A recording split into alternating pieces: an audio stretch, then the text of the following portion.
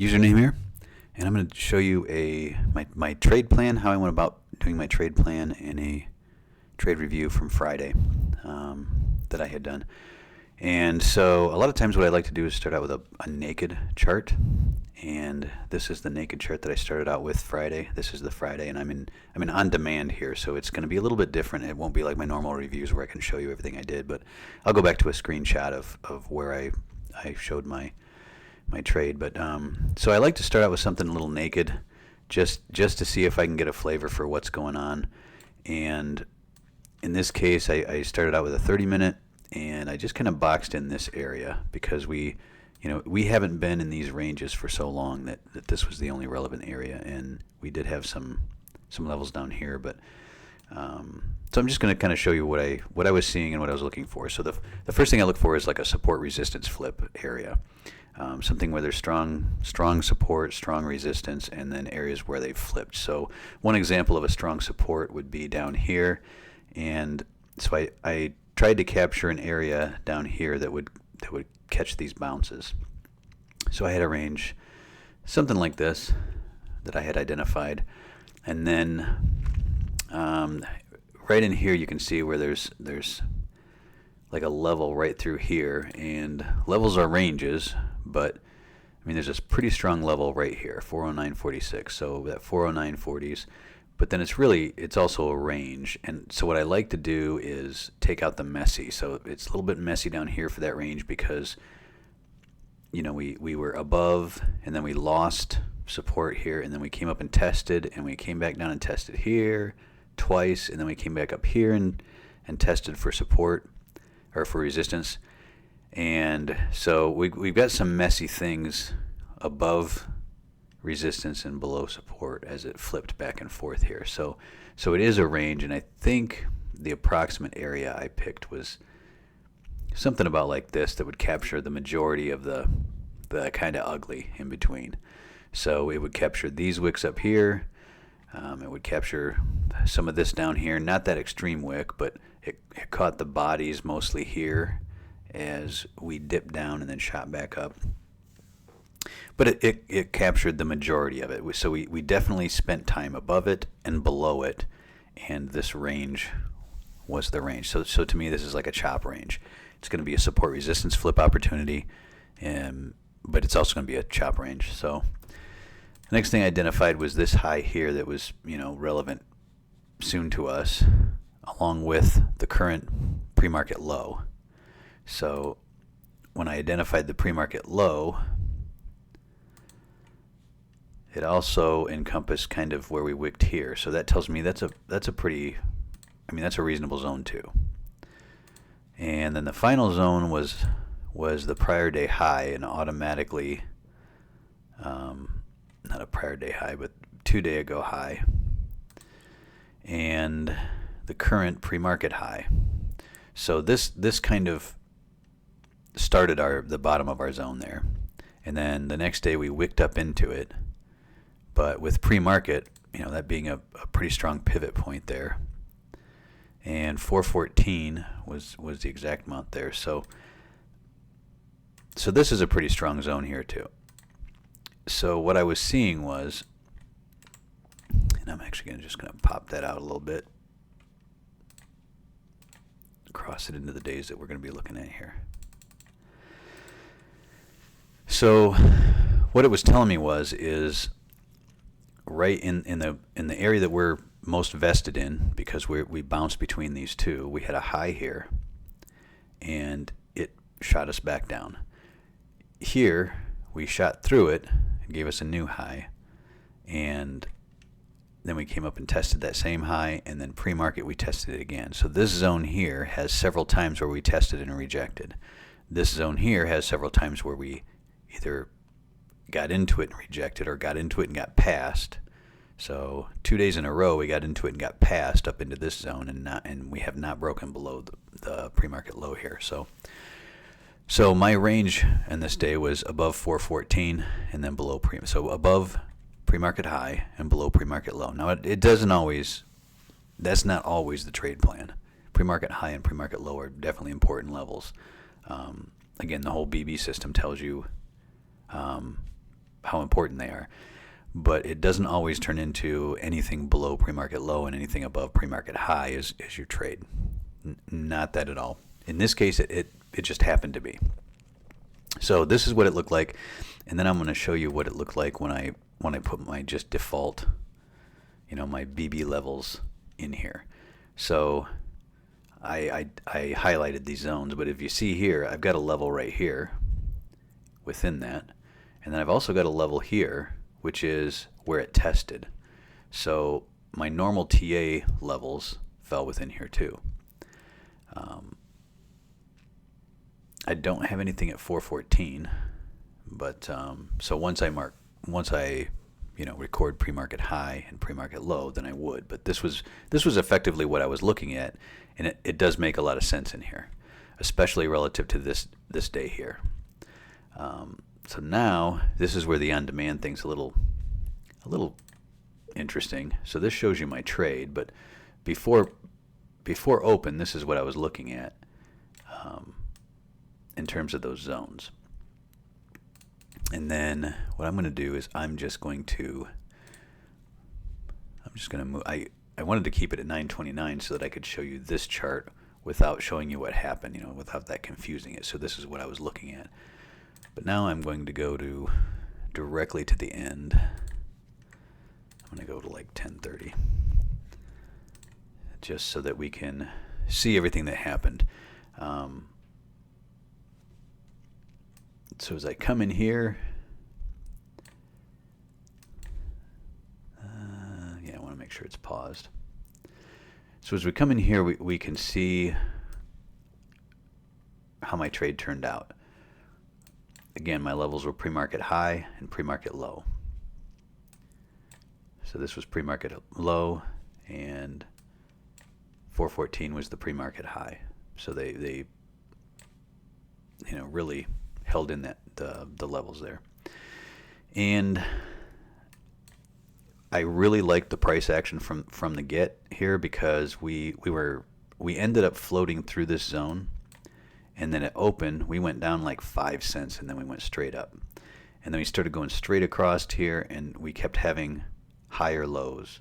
So we formed this consolidation here right from the open. We formed a consolidation where people were kind of making up their minds. Consolidation, normally your first few candles are going to do this. So this doesn't indicate anything other than it's still telling us it's consolidation. Volume is going down again. Most times it does do that. I wanted to get in here, and I'll show you why, actually. So I don't usually zoom in this far, but I'm just for demonstration purposes. We have an outside bar here. So an outside bar meaning that the bottom of this candle, the bottom is below the previous candle, and the top is above the previous candle. So you can see here I've got a level here and a level here. So that would be a really nice trade. If this wasn't right at open, it's too early for my trade rules, but if this wasn't right at open, this would have been a really good trade, because you'd play the outside bar, meaning that you'd enter when it broke the outside bar, and you would close when it broke the other side of the outside bar. I did some checking on this, and I'd have about $100 at risk here. If I got 10 contracts, I'd have about $100 at risk. And if I just did the one candle rule, where it's a momentum move rule, where you just go until you see the first sign of reversal. And in this case, that 414 is a strong level. You've got a wick above and then a red candle. That would have been a good place to stop, only because you got into it so early. Now maybe what you do is you scale out here and then wait for it to drop back down. But this is where I wanted to get in. It was a nice play. You got increasing volume here. It would have told me to stay in at least, I don't know.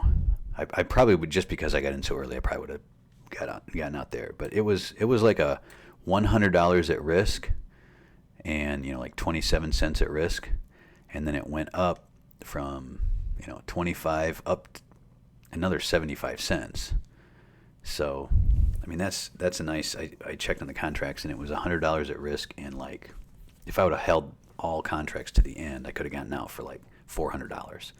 So that's a 4-to-1 risk there. Doesn't happen a lot off open, but the price action this early was really clean to me. I could really read it, especially given the fact that the candle that broke the outside bar didn't have a wick. It had no lower wick. So as soon as we opened, we shot directly up on increasing volume. Really nice price action here. So, and that's where I got into my trade just after that, because I felt like the price action was still clean to me. I could read it. I understood it. I'm not saying that I could anticipate what the candles were doing, but the story they were telling was the story that I was looking for. My first entry was here. I got in 10 contracts here, and I like the 40% entries. I don't know why. I think I play well with the 40% entries. I have a hard time timing the 80%. But in this case, I got in here with 10 contracts, and then, I got it when it broke 414.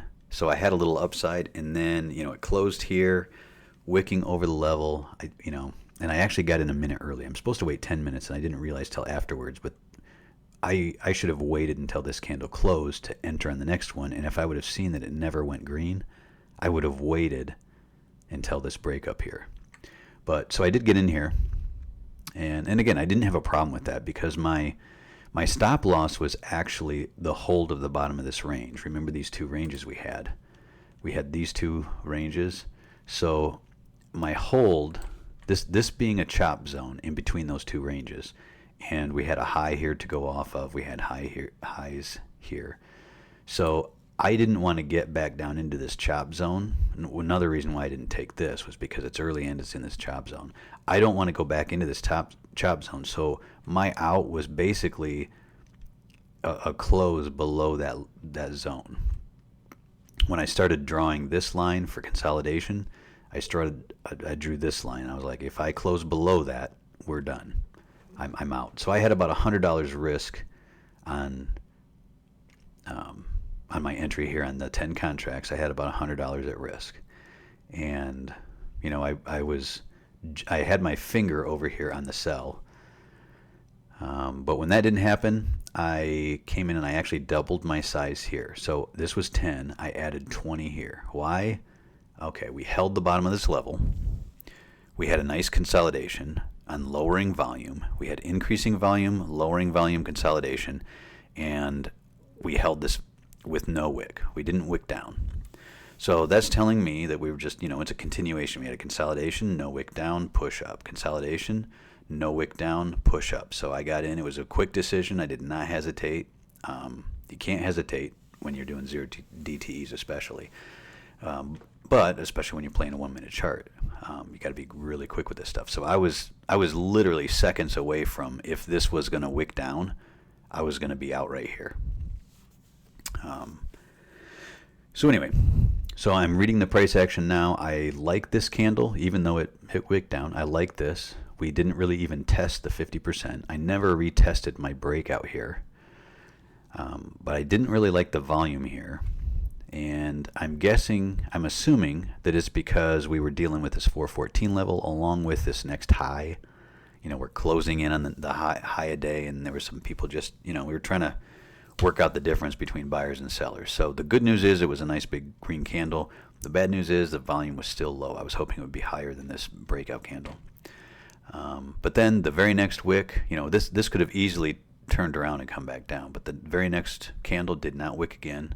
So I held, and I was kind of going to scalp on a modified version of that one candle rule, and I'll kind of explain that. But so now I'm seeing increasing volume pushing up, hitting this level. This level is a control point between two emerging levels. So I had two emerging candles that were just too far apart. So that's what this is. This is a control point. So it's still a level, but not nearly as strong as a daily emerging. It's just kind of a level to gauge things on. So next thing I guess would be quiz time. quiz time because I want to ask you, and I'm going to pause. I would ask that you pause the video and put your answer in the comments just to see how it shakes out. I'm guessing 100% of the comments will be wrong only because, well, you'll see. Why do you think I scaled out here? So I took a third of my position off here. I was in 30 contracts. I took 10 of them off here.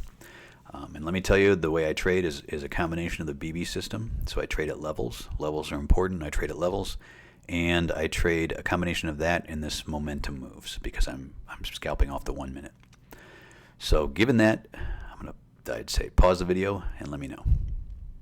Okay, I assume you're back and you put an answer down there, and it's going to be wrong because the reason I got out here was out of fear of losing profits. And if you know what that is not in the BB system, and it has nothing to do with momentum. That has to do with just poor trading. But that's the answer. As I went back and reviewed, I realized that the reason I got out here, there was nothing telling me. This was the strongest candle we've had since I got in. We clearly had pushed over the level, over this level. There was absolutely nothing telling me to get out here. If I was going to get out down here, that would make sense because I had a level. You have to have a reason for everything you do, from trade plan to execution.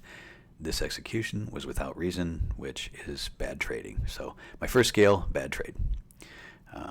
We continue to push up. We get a little stoppage here, and I actually had put a line right here, somewhere in there, that said, "Hey, I need to keep an eye on this." We had a pause here. We pushed up, and then we came back down, and I want to keep an eye on this for this next consolidation. Now I did scale out here, and here's why. It was below this 415. It was below. Actually, is that prior day high? That's not prior day high. I think that's a current mark right there. This is the prior day. Since I'm in on-demand, it kept my notes. So it's my level was at 415. So my level to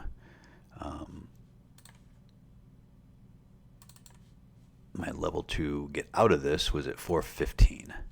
And so the reason that I got out here was because I was just before my level, and I like to scale out a little bit before my level. My original target price was up in the 495 range, and I got out here because this candle, which was very strong, if you remember, from the very beginning of the day, we would have pushing up, no wick, push up, no wick, push up. Same here, no wick, push up, same here, no wick, push up, same here. So we had no wick and we had a push up, and we stayed in this range for a really long time in this 1 minute candle, and we were on lowering volume. Not lowering, but lower volume than our push up. So this was a low volume candle, which is fine, but this wasn't enough more. It didn't even, it had a bigger body with less volume than this candle here. So it was just kind of bouncing, and it was almost like it was hitting its head on a ceiling. And what does that remind you of? That reminds you of resistance. So I got out here thinking, you know what, it's close enough. It's close enough, then I'll just get out. It did. The next candle did push up, and it would have taken me out. So, but I'm okay with that. I'm all right with that one because that one's not as much. That's more reading the price action and understanding the level, understanding I'm near a level and reading the price action than it is, fear of losing money like this first one was.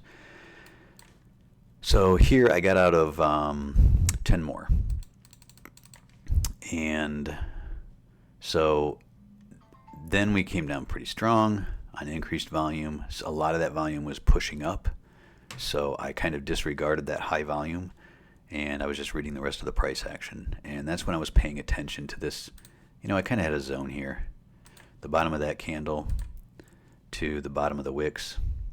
I kind of had that zone I wanted to stay within, and we did dip below here, but came back up and held the line.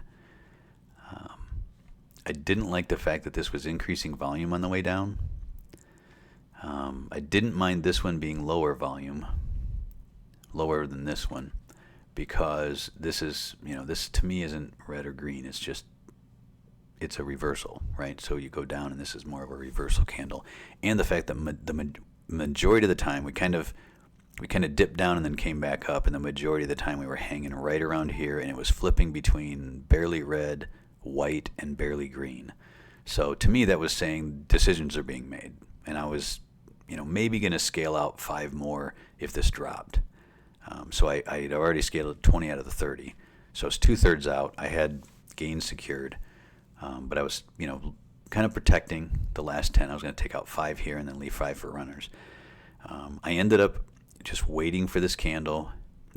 If this candle was going to reverse and go down, I was going to get out, because then you've kind of got another ceiling. But this one didn't. It pushed up, it pushed up a great distance, but again, on lowering volume. So I let it go, and now I'm just reading the price action. So this one high, lower volume. This was a big push, a big fight around 415, which is understandable. Higher volume, that's a good sign. The next one, not really good. Super low volume, super low. This is where I was like, you know what? This again feels like we're not going to make it. So I actually got out of 5 more right here on the red candle. I wanted that red candle to push up, and it didn't. It matched the previous high, so it got up enough to match the previous candle's high, and then it started dropping, and I got out of it,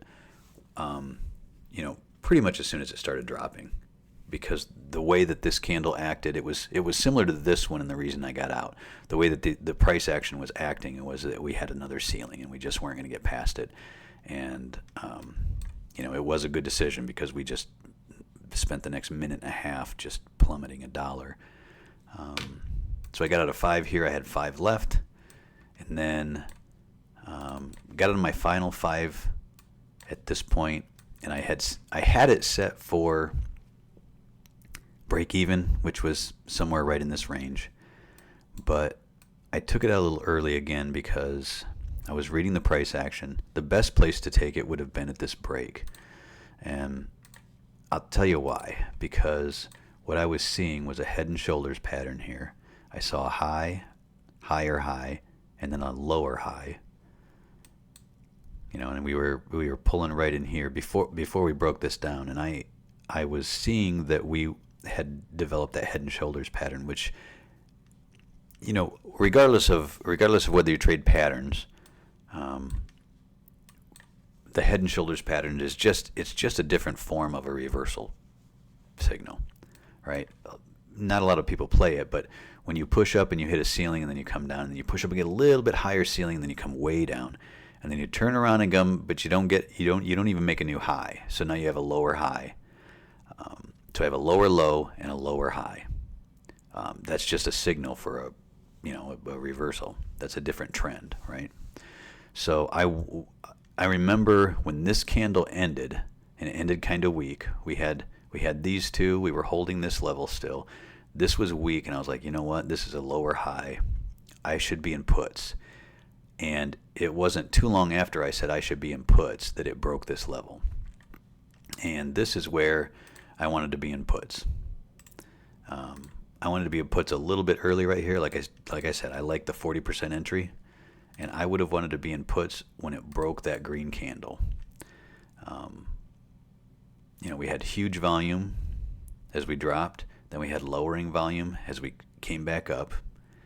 Had a heavy red volume, and then really low green volume. So that tells me that it's consolidating. So this is a brand new consolidation. And as soon as I said I wish I was in puts, I should have gotten out of my calls. But what I had done was I told myself when we were up here that I was going to read the price action, and if we got a lower low than this didn't shake me out because I was at break even. This didn't shake me out. I think I closed this for 11%. But I told myself I was going to read the price action, and if we didn't bounce off of a higher low, if we got a lower low here, then I was going to get out. So, and remember, this 414 was pre-market high. So I had pre-market high to bounce off of. I had the top of my zone. I had the same, my first entry was at the same point. So there's a chance we could bounce off of this, but I really wanted to be a higher low, because if we were a lower low, then we have a high, a lower low than back here, a lower high than here, and a lower low than here. That completely tells you you're in a downtrend. I did let it get down there, and luckily it bounced back up. And as soon as it bounced back up, I was like, you know what? I said I was gonna. If it was a lower low, I said I was getting out. So I got out pretty much near close of this candle. Again, for 11%. This was ideal. This was okay because it followed my rule. My rule was okay. I mean, I'm okay with this one. I don't like this exit here. But I had a reason for this. I had a reason for this. I had a reason for this. I had a reason for getting in. I had a reason for doubling down, because this was kind of confirmation of the breakout. So, I really like the way that this morning traded, because I didn't get in here even though it was a good signal, because it broke my rules. I got in here the way that it followed my rules. I got in here in a way that made sense. And then I got out in a way that made sense. And I did really well on this. I think overall it was like a 40% trade. Well, actually, we can see right here. My first scale is 29%, which is a good, it's a good percentage. I don't care about the percentage. That's not the part that's a bad trade. The bad trade's no reasoning. Then we had 50%, 68%, and then got out. So this 68 was 5 out of 30, and then this 11 was 5 out of 30. So this is actually what I had posted, and kind of showed what my trade was. I showed the head and shoulders here. And this showed the pre-market high, prior day high, so it showed some extra levels that I'd already taken out when I was trading for today. So this was last Friday. So that's the trade. Hope it made sense. Hope you got something out of it. If you made it this far, you should hit a like, just because you made it this far. And if you're not subscribed, about 80% of the people that watch these are not subscribed.